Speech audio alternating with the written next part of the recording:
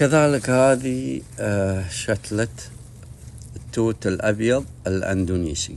هذه راحت من كثر السقي، مفروض أن نرفعها فوق، بس هذا على أساس أن نعرفها ما ننساها، التوثيق مالها. التوت الأبيض الأندونيسي حجمه تقريبا نص أصبع، كانت فيها أوراق شلناها وفيها ثمر، بس على أساس أن من النقل تعبت. الحين تبارك الله مثل ما انتم شايفين هذه نموات جديدة. عموما التوت يطلع ثمر، هذه هي الثمرة مثل ما انتم شايفين، هذه ثمرة، وبعدها يطلع ان شاء الله الورق، اموره ان شاء الله بالسليم. نفس الشيء هذا عندنا، هذه طريقة يعني التكاثر، عملية سهلة، مجرد بس ان تهيئ لها الرطوبة.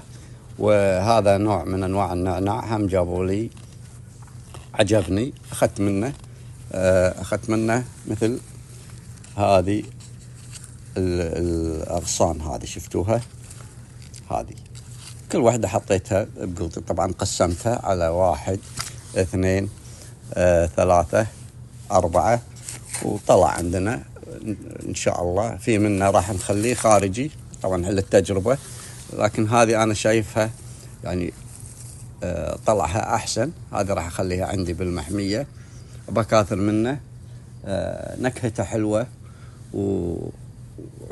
وعطرة، يعني ما ادري، هو نعناع لكن شوي فيه اختلاف من النعناع البلدي او النعناع العادي.